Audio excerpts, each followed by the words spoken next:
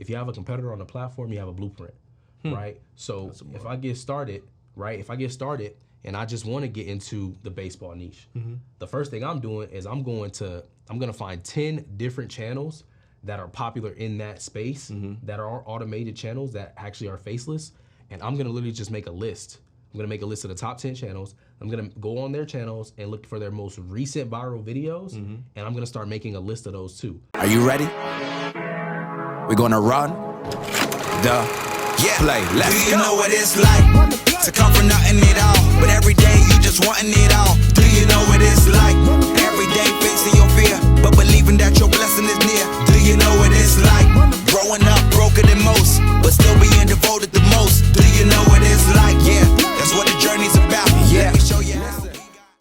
What's going on, y'all? This is Justin Owens, back at the Run the Play show, where I help break down the top plays of success from top leaders, entrepreneurs, and personalities by sharing gems from their personal playbook. And today, we got YouTube expert, and listen, this guy has mastered YouTube, not only YouTube, but automation, and you can grow your channel to millions of views. And he's got a lot of game to talk about, so I'm glad to have him in the room. But we got my brother David Omari in the room. How you doing, man? Yo, appreciate you having me, man. Hey, I'm ready to get this game, man. I'm excited to be here. I'm ready to give him the play to run, man. So listen, I'm taking notes this episode too, just so y'all know too, because I believe all the time you got to be a student, and when you have somebody that knows what they're doing, they mastered it. I think it's a great thing to learn from. So let's just start the basic question, right? Like, so how did you get, like, when did you get started on YouTube? So I've been doing it for about a decade. I started fresh out of high school, 2013, when I just started playing with it. Yeah. Right, so I've been doing it for about 10 years, and that's typically when I got started. I didn't really start taking it serious until like 2015. Got it, okay. So I know some people are like, all right, I want to get in YouTube. I'm not really a good speaker. I don't have a camera in my face. Yeah. I'm not a great creator and creating content. Like, what would you say to a person that's like, they want to find a different route of making money, but that's not their style? They need to look into the business model of YouTube automation. Okay. So all YouTube automation is just a faceless way of doing YouTube where you don't show your face or ever use your voice or ever create a single video for that aspect, right? And so what you're doing is you're outsourcing the entire process to freelancers on Fiverr and Upwork, right? So with a video, you have 4 elements. You have a script, you have a voiceover, you have the video edits, the video editor, right? And then you have the picture on the video, which is like the thumbnail. Got it, so okay. You're hiring 4 different freelancers, right? And the goal is to get it for as low as possible. And then from there, they build the video for you. You post it on the platform without you ever having to be a part of the process, right? The most you do is get the video idea, which is easy because there's millions of videos on YouTube already. Yep. And then the final piece is you uploading and optimizing it with the title, tags, description, and the thumbnail, of course. And so you get the team to do that whole process for you. You put it on the platform, and then guess what? You now have taken yourself out of the process. If you're shy, if you're an introvert, it doesn't require you to do anything, right? The video runs up, views goes viral, and you make money from it. Ah, that's dope. Okay, so, Yeah. all right, so I would have to upload it myself and figure out the titling and all that stuff. In the beginning, which is it's not that hard to do, but once you get to a level like where I'm at, where you don't have to do that no more, you can literally step back and get a channel manager and put them in place for you, then they would take over that piece. But typically in the beginning when people start, they don't start with a channel manager. Yeah. It's all based off of them basically managing it and just looking at the whole process and just not having to do the video. Got it, okay. Yeah. So, all right, I have no experience with YouTube. Log into Google, start my channel. How long would it take for a person to start making some money? So typically with the strategies and techniques that I personally use and that my students personally use, anywhere from 14 to 30 days. So 14 days to get monetized, 30 days to start seeing some income and revenue generated from you actually monetizing your channel, right? If you follow it step by step, the first couple videos you post, all it takes is for that one video to take off, right? You'll get the watch hours, and you'll also get the subscribers too, because you need 1,000 subscribers to monetize your channel and 4,000 watch hours. So a person can get that in like 14 days. Yeah, it's smooth. It's smooth. I mean, with the techniques we got, but not trying to pat myself on the back. Yeah. But they actually just lowered that threshold. YouTube lowered it to 500 subscribers and 3,000 watch hours just to get in a program, because they have a partnership program where they allow you to monetize the channel. But for you to actually turn on the ad revenue, you need to have that 1,000 subscribers and 4,000 watch hours. So that's why I start with that, because just start big, then start going down small.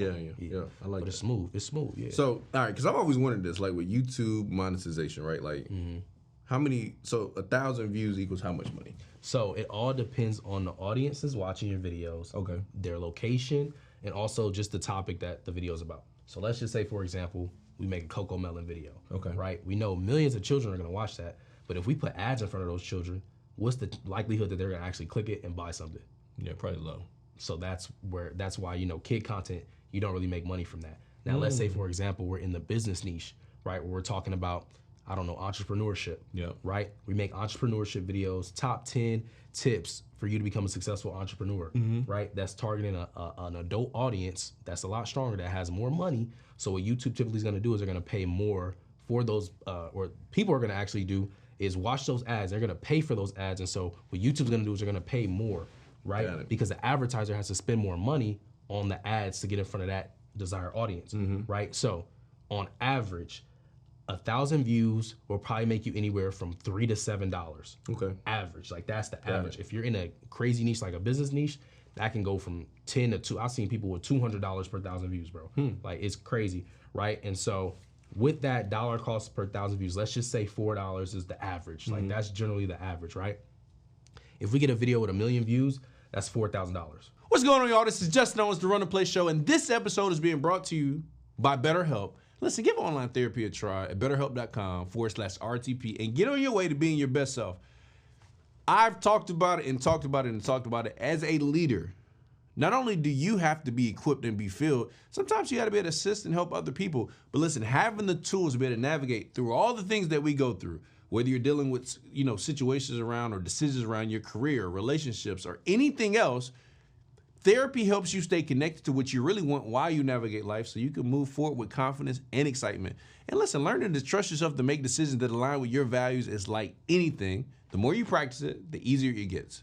I think one of the things I like best about therapy is that it allows you to have skills to be able to handle situations as they arrive, as they come up. And really what happens in a leadership position, which we talk about a lot of times on the show, is like, listen, now you're equipped to not only help yourself, but you can help people. Because I don't believe you can really help other people unless you learn how to help yourself. And so if you're thinking about starting therapy, give BetterHelp a try. It's completely online, which I love, designed to be convenient, flexible, and suited to your schedule. You fill out a brief questionnaire online.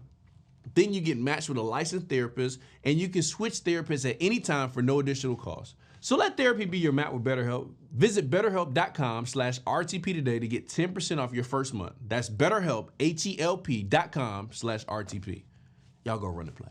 Okay. Right? And the beautiful thing about it is it doesn't have to be one video. In that 30-day period, right, all of your videos, if they all accumulate to 1 million views and you're averaging $4 RPMs, right, then you're making that $4,000 for that 1 million views. And RPM is? Revenue per milestone. So that's like the dollar amount that you're getting paid per 1,000 views. And in the dashboard, they don't specify it as that anymore. They now specify it as what you're actually getting paid per 1,000 views, because YouTube started to realize people don't know what this stuff means. So they actually tell you what you're getting paid per 1,000 views. Got it. Okay. So take me back. I know, you know, David Omari today, the cars, the lifestyle, the family. Go back to like, okay, I'm looking at this as about to start today, right? What would the day-to-day lifestyle of a YouTube content creator look like starting out? Oh my goodness, man. So me, personally, I had nothing. Like I literally, me and my wife had just got married. You know, we got married, then we moved in together to our 1-bedroom apartment. I had nothing. I literally, we had a TV that my mother-in-law gave us for like as a wedding gift. And then also I just had this used Xbox that I brought with me that I bought from GameStop. I had this laptop I had traded some Yeezys for. Like, bro, I literally had like, I just feel like I had a bunch of like random stuff, but I still made it happen, right? And so I would take the game clips from my Xbox, upload it to Xbox DVR. They used to have this site called Xbox DVR where you could take your game clips and upload it. Then I would get on my laptop, I would download those clips, and then I would use my iMovie software, literally put the video together, edit it together, take my iPhone, right, old iPhone, talk on the voice memo to do my voiceover, send it over to my laptop, then from there, go find some instrumental from YouTube that, you know, not copyright, download the instrumental, throw it on there, upload the video. And that amounted to my first viral video getting 500,000 views, making over $5,000 in the time that it's been on the platform. Wow. From nothing, bro. Like that's literally like where it was. And I had seen that, I had got that epiphany like, yo, as long as I got Wi-Fi, I can keep doing this, right? And so that's really like what it looked like in the very beginning, before the lifestyle, before all this stuff came. It was just me doing the work myself before I even knew about, automating the platform or anything like that. Okay, got it. So what about, all right, so I know you got some business now that you even teach people this stuff. Yeah. But like, all right, cool. Justin's looking at this. I want to get into YouTube creation, automation. What is my day-to-day like? Facts. Oh, yeah. Look like now? So now with the automation play, it looks a lot more simple, okay? So typically with me being the manager or with you being the manager of the channel, you're typically spending 4 hours a week managing that channel. Okay. Right? 30 minutes a day. I say 30 minutes a day max. And this could be spread or it could be in a Zoom call. I'm real organized. I'm big on quality. I like quality people. And so I like to give quality time to like make sure the job gets done right. So typically you wake up in the morning, right? Or whatever time of day, depending on whatever time you want to start, talking about content. 30-minute call with all your team members, right? And they're all on this thing called a Trello board, which I'll break down too, which actually is like the workflow and organizing everybody's piece in the play. Okay. But you get with them, you talk to them, and you discuss, okay, here's the video ideas that I have. Let's execute this. Let's make sure it's exactly like this, but make it better. Because it's all about taking inspiration, but making it better, right? Got it. And so that's your day-to-day. That's what it looks like. You're just communicating with the team, making sure things get done the correct way. That's really all it is. It's just the master of delegation. Got it. Skill of delegation. Got it. Okay. And so I would have to find videos though, like, okay, this one's good. You don't have to do that. If you got a good video editor, they'll source all the clips for you. But you mean like video idea? Yeah. Yeah. Oh yeah. Yeah. So you got to have that in mind. So I always tell people, the YouTube channel is not so much about the team. I mean, it is about the team. You have to have a great team, but it's about the brain that operates the team. Right. Like if I buy a channel right now, let's just say it's in a baseball niche. I know nothing about baseball, right? Yep. I just know hit it at home run. That's all I really know, right?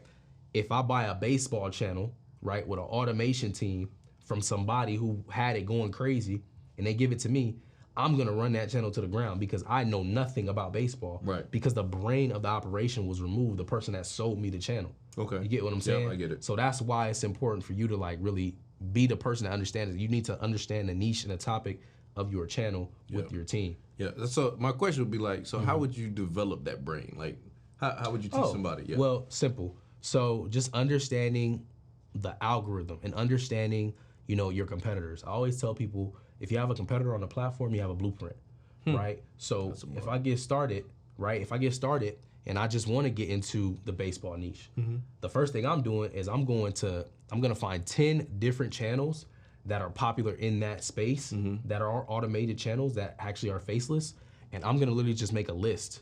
I'm gonna make a list of the top 10 channels. I'm gonna go on their channels and look for their most recent viral videos, and I'm gonna start making a list of those too. So I'll take like 3, 4, 5 videos from each channel, and then I'll look at my content board and say, okay, now I know the direction I wanna go, because a lot of these channels are similar in the content they create. Yeah. Some people do videos about specific baseball players. Some people do specific videos about baseball in general, right? You gotta figure out the exact niche you wanna be in, because sometimes the niche is super, super niched, and you can't just approach it too broad, right? Because sometimes people get on YouTube and they making, for example, these baseball videos, they making it about, the championship game, about Derek Jeter, about, new baseball shoes that came out. You're all over the place, right? Yeah. And we're trying to build a loyal audience. We're trying to have an audience that's gonna tap into every video we post, right? And not to go all over the place, but for example, if I post a video about, baseball championship, and my next video is about some new baseball shoes that came out, the people that watch this video, YouTube's gonna recommend these people to watch my next video. Got it. But guess what? If I'm not getting a lot of clicks on this next video, it's because they're not interested, which tells YouTube people are not interested in this video, which could essentially hurt your channel. So that's why you kind of want to stay around that one topic, right? Yeah. But just understanding it when you first get started, it's very simple. As long as you see people that's doing really well, if you see a channel that's really small, right, 10,000 subscribers, they got 1 million views in a week, they're doing something right, because their channel has no way to reach that amount of people. Right. They must be doing something right. That must be a winning topic. And if you can study it and understand that, then you too can go viral. Got it. Okay. I like that. So let's talk about income, because I know a lot of people want to know that. Like, you gave us some examples, but like, what kind of ratings have you seen with people's like YouTube channel in terms of income? Oh, well, bro, it's crazy. So me personally, to this day, I'm probably averaging anywhere from 20 to 50,000 a month. But at my peak with just ad revenue alone, I made $142,000 in a single month. With brand deals in that month, with the brands like paying me for like promotions and stuff, it was anywhere from $300,000 to $400,000. That was like my peak month ever on the platform. Typically, people see anywhere from $5,000 to $10,000 a month on average if they're really good at doing this when they get started, and they stay consistent. But it varies, bro. Sky's the limit. As long as you can get a ton of views, you can make a lot of money. Because Mr. Beast is probably one of the top creators. Or is he the top creator? I would want to argue and say he's in the top 10 as far as creativity. He's amazing. But bro, this man, he did a video with some guy, and they were going through his channels, and bro has like 50 channels or something crazy like that. Who? Mr. Beast. Oh wow. But the thing about it is, a lot of those channels he doesn't upload on it a lot. So he had channels where he didn't upload for like 3 months. But if you look at the revenue, it was still making 50K in a month passively, bro. Right? And I personally had students do like crazy numbers. Like I had a student who posted a soccer video, faceless soccer video, made $42,000 in 2 months from that single video. Right? And so it's really like, as long as you can get views, you can make money. Like it's crazy. Like there's really no limit to how much you can make, because YouTube's never gonna stop paying, paying you, and advertisers are never gonna stop paying for the ads on the platform. So got it. What do you think is like, all right, I'm starting to create some content now. What is a good video length? Because I heard different stuff. I heard people say like less than 10 minutes. Some people say 45 minutes to an hour. Some people say long. What have you seen? So it depends. If you're doing a podcast, 45 minutes to an hour, smooth. That's good to digest. If you're doing just a regular video that's about entertainment, knowledge, tutorials, whatever, 8 to 15 minutes personally. I say 8 minutes, I'm gonna sound greedy when I say this, okay? You get to place more ads on your video as soon as you hit that 8-minute mark, right? So you never wanna go below that, because if you do, then you're just not gonna make as much money as you would on a less than 8-minute video, right? Because you're not gonna be able to place the ads. 15 minutes is a good spot to be at, because you gotta understand, as time goes on, the attention span of people is just shrinking and shrinking and shrinking because of like platforms like TikTok, Reels, YouTube Short. Like they're forcing and pushing that short form content. And so a lot of people don't have that attention span that they used to have to watch a 30-minute video. So 8 to 15 minutes is good.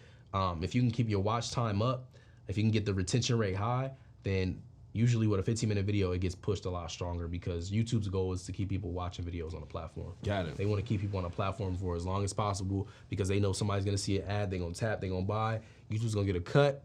It's all really just a money game. Like, if you think about it, it's really just a money game. Got it. So now what if I'm like, all right, I don't have the gift, right? But I think my kids do. Now you're saying kids videos are kind of harder to monetize, but is it still possible? Have you seen some stories with that? Yeah, I mean, one of the most successful children on YouTube was Ryan.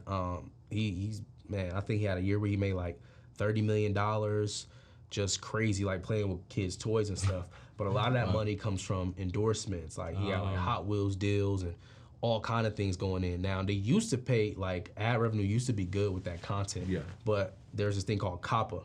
It just recently came out on YouTube, and so what they did was they basically made it to where you really can't make nothing from a kid's video. But kids can still, do the YouTube automation play. Like they can still run it. It would just have to be ran in a way to where maybe I say like a video game. Video game is like the best way it can appeal to children, and they can do it, because a lot of kids are like 13, 14, 15, 16. They're playing video games and stuff. So they can leverage it that way. And I feel like that's the best way they can get onto it. But as far as like playing with toys and stuff like that, the ad revenue itself is not there, but brand deals and sponsorships, like these toy companies are paying these kids to play with these toys because they know it's gonna sell out if they do. So let's talk about brand deals for a second, because I know that's the thing that people talk about a lot. We'll talk about two things: brand deals and sponsorships. So the first question would be, do I reach out to these companies, or they reach out to me? And then the second thing is, when I get into this space that I have no clue about, how do I know what the right price is? Right. Oh my goodness. I'm grinning because you just said this man just set me up for an alley-oop to a dunk, man. I'm about to go crazy on this play. So here's the play. All right. So look, brand deals, there's two ways. You can wait to be fed, or you can go fish. Okay. So if you're waiting to be fed, what's gonna happen is, usually what you can do is on your YouTube channel is you can put your email, or don't put the email that's directly connected to your YouTube channel, because sometimes people do hack channels. So make a completely different email address for sponsors and brand deals only, just so it's not connected to your channel so you don't get hacked. But you put that in your about section. or you put it on in your about section, and in every video description just say business inquires, reach out to so and so. Right. So companies will reach out to you, right? And when they reach out to you, they'll send a proposal, and usually they already name their price. You can negotiate it, but sometimes a brand will come to you like, hey, I'm willing to pay you $5,000 for a 30-second shout out in the beginning of your video. Most people are not going to negotiate that. They're just going to take that because it's a copy and paste thing. Like you ain't got to, you know what I'm saying? So that's just getting fed, right? Which typically you can't gauge when that's going to happen. It just depends on how your channel's performing. Brands, they look at these channels and they have like these specific products they're selling, and they know like who to look for, who to pick out to get their product in front of the people and the viewers, because they know you have an audience that knows you, likes you, and trusts you. So they're most likely going to spend money with you. And so when you're fishing, now I got this down to a T. Like I got a whole blueprint, like a template that's plug and play, like fill in the blank from your address, your name to like what you like. It's fill in the blank where you can send it to a brand, and 9 times out of 10 the brand is going to respond saying, I would like to work with you. And as far as pricing and how much to pay them, I got a whole like page that literally breaks down your views and what you should be charging, right? Depending on your niche. So that in itself is just a template, a brand template to reach out to brands and just send a proposal out and say, hey, I got this channel that's getting 3 million views a month. I know I can sell your product because my audience loves this thing that I'm making videos about. Let's do some business together, you know, for, you know, a reach of 3 million people per month. You know, if we do 3-4 videos, how much could you pay me for that, right? Or whatever it may be. Or I'm proposing that, you know, we can do a brand collaboration for $1,500, X, Y, Z, whatever it may be, right? And so that's going fishing. And so there's those are 2 ways. I personally like to just do both, right? I mean, there's no reason why you shouldn't be doing both. If somebody comes to you and it makes sense with your brand, it makes sense with your business, and it makes sense with your channel, go ahead and promote it and get that bag. But also, if you're getting a month where you just know that there's not a lot of brand deals coming in, well, you can just go fish and just start sending it out. You know, get the people's email that are like, you know, representing PR for the company and all that stuff, and just branding in general, and just start, you know, put your name out there. Like, hey, I got this channel. For example, I had a brand deal come to me, right? And what happened was they wanted to pay me $10K for like a 15 to 30 second brand integration in the beginning of the video. Keep in mind, my video editor did all of it, put it together, right? Video ended up getting like 2 to 3 million views, right? They paid us $10K up front. It did so well, the company said, yo, can we get 9 more spots on your channel this month? And so we ended up making $100,000 just from the brand collaboration. But the crazy part is, and don't let this go over your head, is we literally just copy and pasted that same video that we made for them on the first video in front of every single video. And so that is like being fed. But going fishing, right? This company, maybe there's a time where they won't reach out. But I already made money from them. And I know that it did good. So I'll reach out to them like, hey, do you need promo? And then they'll say, okay, cool, right? Or I'll see another channel in my industry getting promo, right? And it's the same industry I'm in. All I do is reach out to that company and say, hey, I make videos just like this channel does, and I got similar reach, or I got better reach. Or my reach is a little lower, but I feel like you can reach more people with your business. Send them a proposal, and then, you know what I'm saying? And now it's like, you're not just casting your net wide. Now you're actually direct hitting the right amount of, you know, brands that you know will tap in with you. And I guess the benefit is, like, I guess because the YouTube videos are there. It lives on the platform forever. Forever. So it's a little different than like Instagram. Because like Instagram, a lot of times I forget what I be done posted like 2 years ago. You be like, okay, let's redo it again. Facts. So your platform of choice to focus on right now is YouTube. YouTube, and always will be YouTube, bro. I will always. I mean, I love social media in general. I'm nerdy with it. Like, I like blowing up, going viral, but not in the aspect of I'm trying to get clout or something. I'm just doing it on the strength of like, yo, I just get a kick out of like seeing a video go crazy. Like the first reel I ever posted on Instagram was on my page. I got a theme page on Instagram called YouTube Automation. Like, I got the name. My first reel on there got 10 million views. Right, and it's because it went viral on TikTok, and so I took that and I put it on Instagram, boom, and I put it on short, and it just did the same thing. They all went viral. So I primarily am always gonna focus on YouTube because I just know that the platform, number one, it pays out better than any other platform out there, and it's very structured and organized, and it makes sense.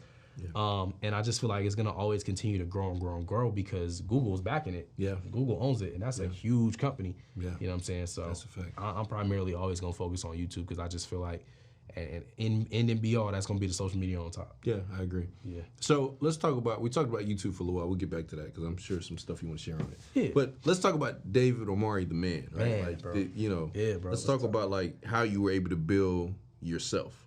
Because now you're coming from high school. Did you go to college?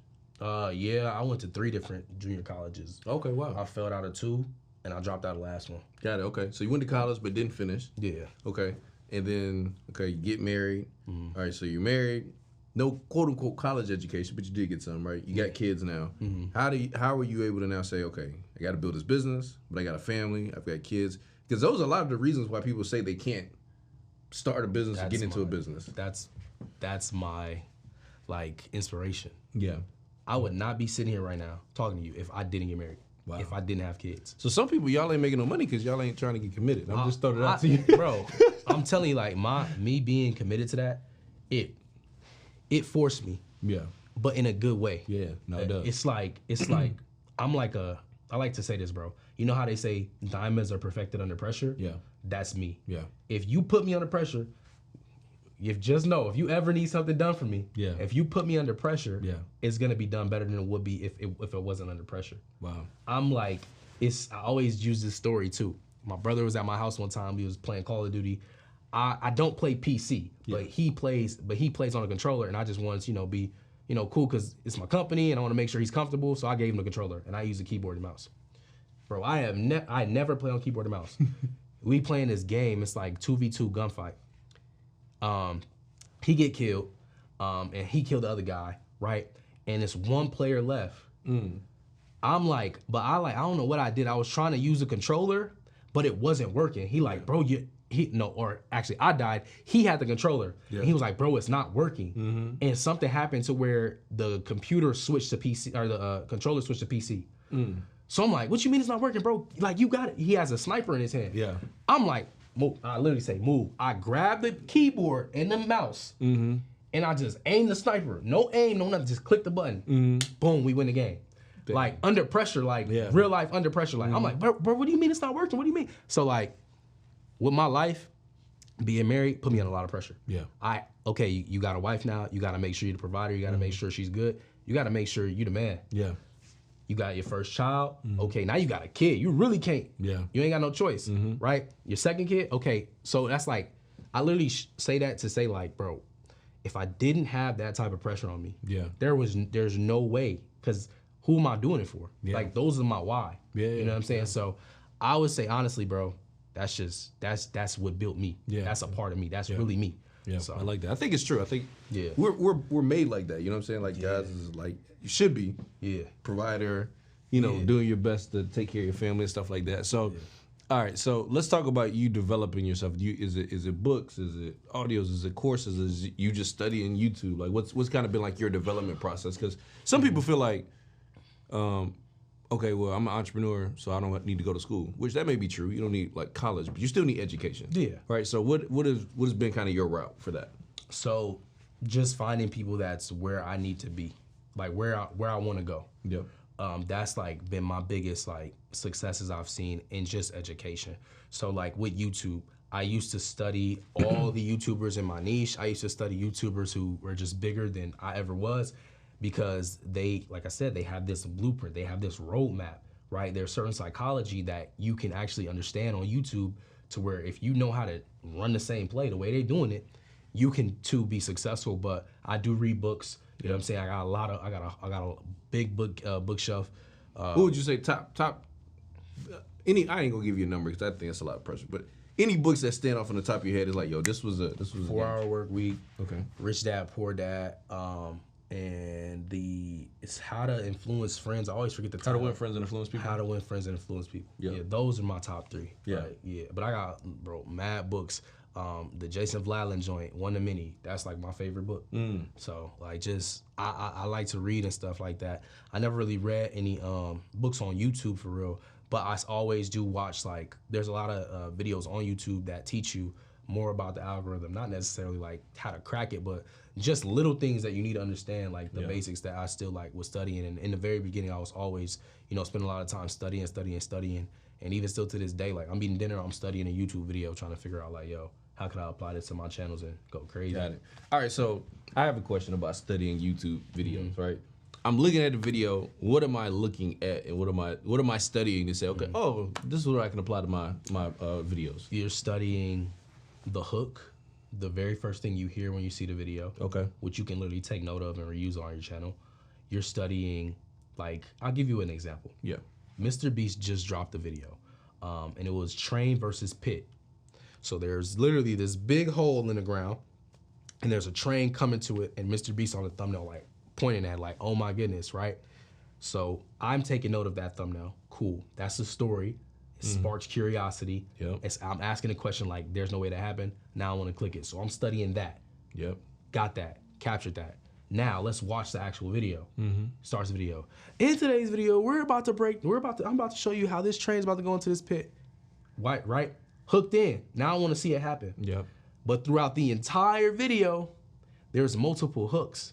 So he's like, okay, but before we do that, we're gonna take this car, we're gonna fly it over 10 buses or something crazy, right? And it's moments like that in the video over and over and over and over and over and over.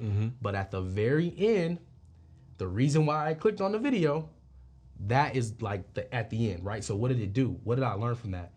He hooked me in all the way to the end. He helped me, or he taught me how to stretch a viewer's duration and a viewer's retention rate all the way to the end by making these incredible things happen in between the moment that they clicked on it for, right, to keep them to the end. So studying a video like that, like when I watch a Mr. Beast video, I'm watching it for entertainment, but 90% of it, I'm watching it to study like, okay, what did he do?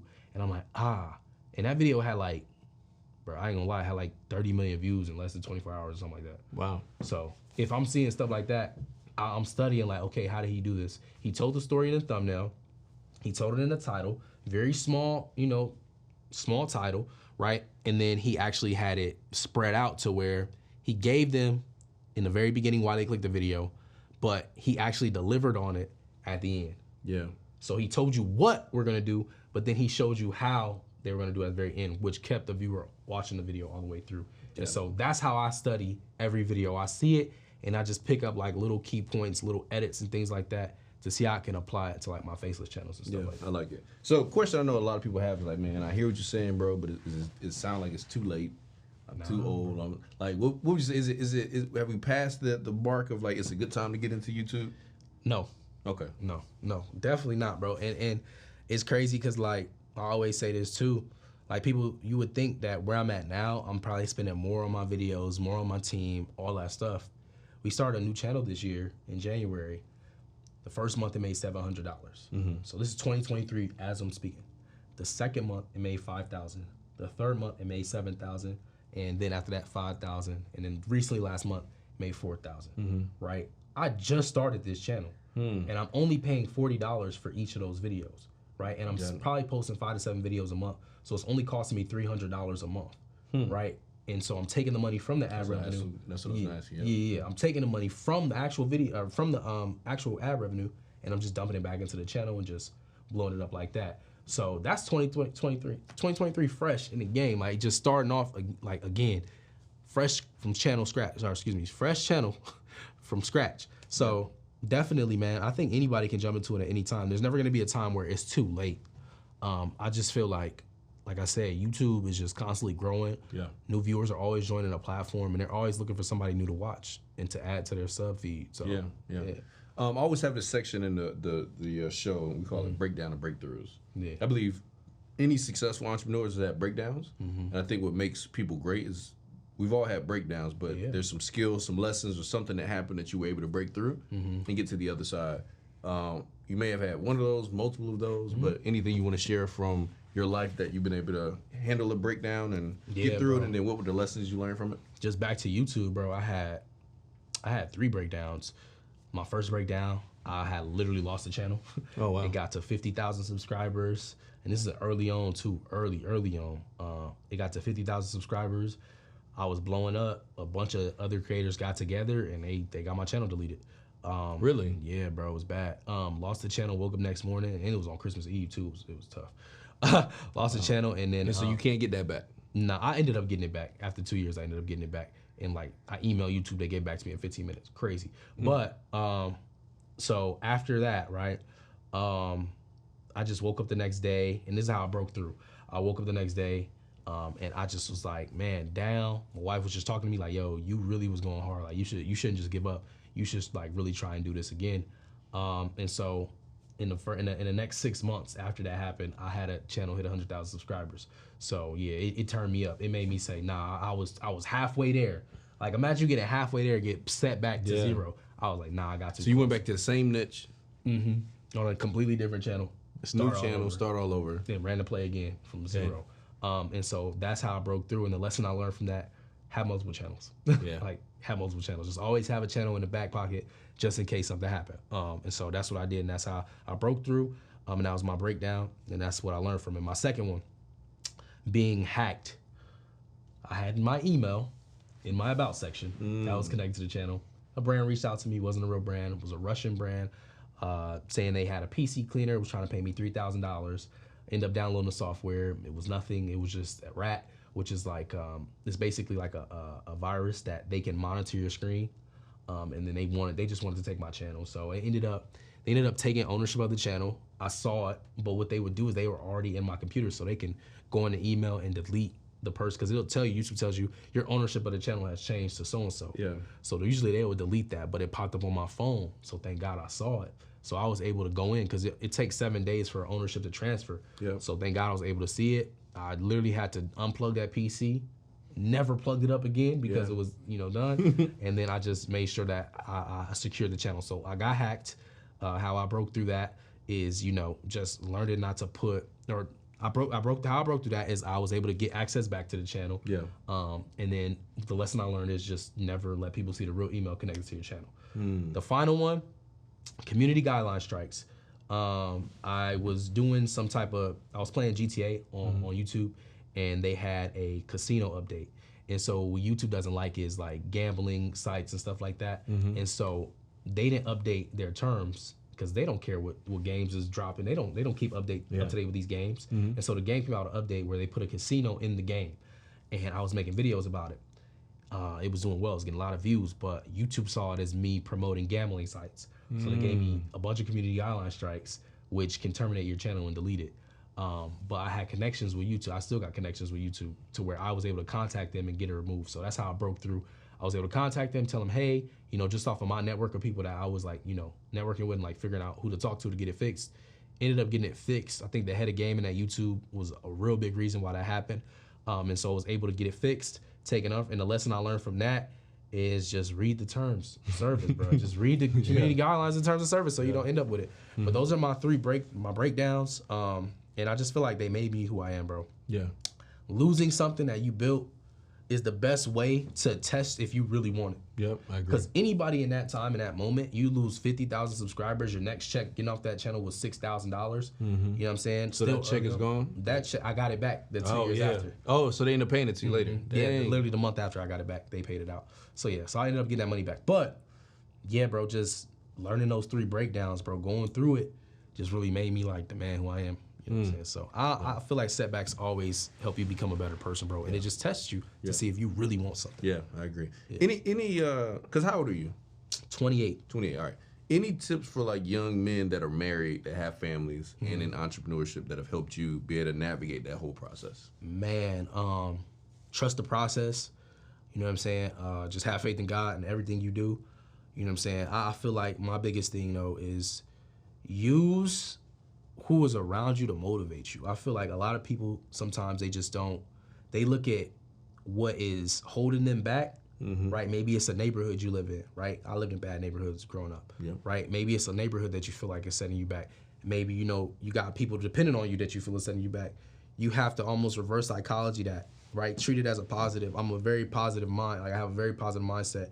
I can look at any situation and find a good out of it, right? No matter how bad it is, I always find a good in the situation. And so I would say just reverse that energy from, using it, or reverse the energy from having you think that it's something that's setting you back and it's baggage on you, and just use it for fuel to motivate you to get out of that situation and make it, make something of it, right? Do something for you. So just use it towards your motivation and just, have it inspire you to get to that next level. Yeah, I love it. That's the best thing I can say, bro. That's solid, man. I learned a lot. I don't know about y'all. I learned a lot from this conversation. Yeah, it was dope. Facts. Anything you want to share? I know obviously you got a couple of events and stuff coming up, and man. beyond just the one you have coming up now, but like where people can find you and even find out about.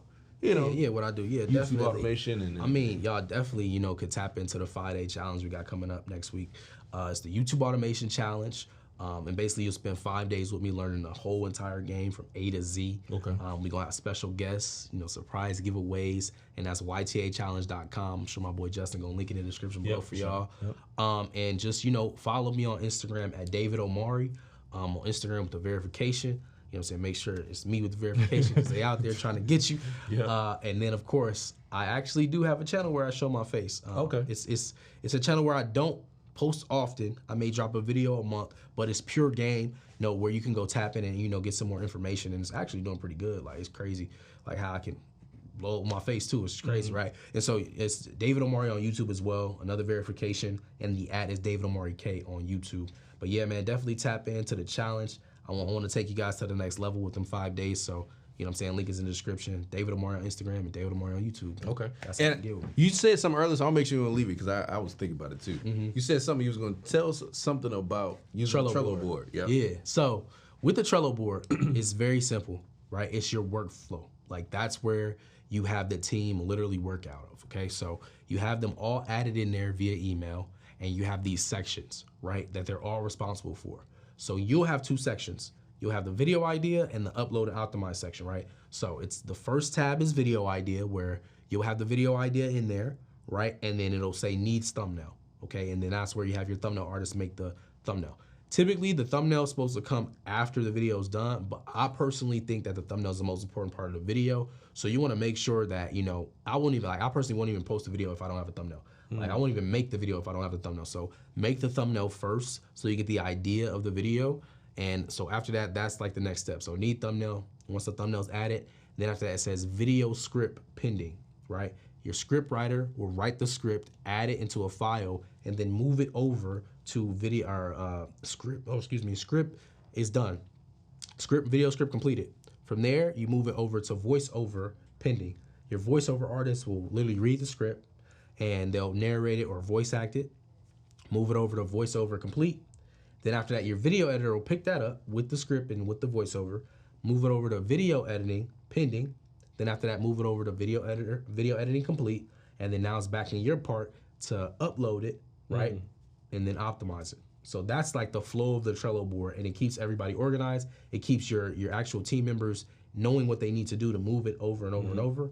And it just is an organized workplace, because a lot of times when I talk about YouTube automation, people were just like, yo, like, how do I even keep these people in a group? How do I even like organize it? That's the way you do it. It's the Trello board. So it's just a way to organize it. Throw that in there. You know what I'm saying? That's good. Bro. And you suggest starting out 1 video a week. Yeah, I feel like do what you can. It really ain't a specific like upload schedule, because like I said, people do what they can. Right, don't go in there trying to burn yourself out uploading a video every single day, and then you get to a point where you just like, man, I don't even want to upload no more. Just treat it like a TV channel, right? YouTube channel, TV channel. Yep. That's where they got it from. If you know your show is coming on a specific time of the week, specific day of the week, just make sure you have it consistently on that day. If you're gonna commit to 1 video a week, make sure you commit to a specific day, and make sure you don't miss that day every single week you upload. 2 videos a week, same thing. As long as you consistently upload on a specific day, you're growing a loyal audience, they're gonna know when to tap in with you.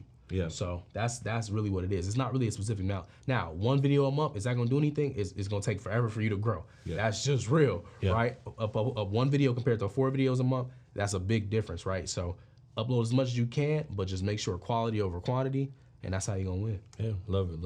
All right. Outside of YouTube automation, man, what's next for you? Anything on horizons? Tomorrow morning, we close on a 60-unit apartment building. In Decatur. Congratulations, man. Yeah, bro. So real estate. Yeah. Digital real estate. Funding the physical real estate. Yeah. So real estate, we're actually getting ready to open a lounge too. We just looking for the property. out here in Atlanta. I love that. So yeah, just real estate, bro. I feel like that's really what's next. And then of course just bringing up my community of mentees and making the best YouTube automators in the space, bro. Like just taking them all to the next level. That's so tight, man. I might have to join this challenge, man. You know what I'm saying? See what's happening. It's happening, run the play, man. You know what I'm saying? That's it, man. So listen, man. First of all, I appreciate you coming through. I appreciate you too, great, bro, for having great me. conversation. Yes, sir. Great conversation. Anytime we have guests on the show, man, we like to give them something from the Run the Play show. So you know what I'm saying? We got a box for you, brother. You know what I'm saying? Let me Philip, we grab that for you real quick. You know what I'm saying? You know what I'm saying? Just a little love from the man, bro. show. I appreciate this. I love gear, bro. There you go. Dang. You know what I'm saying? Got some new age gear. yeah. Y'all know the number one. Jeez. Nah, this dope. Apparel for entrepreneurs. And then also man. Hey, a book, man. book, This is dope. Run the Play, The Speed gear. of Trust. Oh my goodness. Yeah. Oh yeah. And you knew my size and everything, bro. Got the beat. Ooh. Rapper, athlete, entrepreneur. You know what I'm saying? Nah, this hard, bro. The Run the Play jacket. You know it's what I'm crazy. saying? I was trying to get one, and I think it sold out at Circle did, CEOs, bro. Yep. And my shirt too. Nah, this is dope, bro.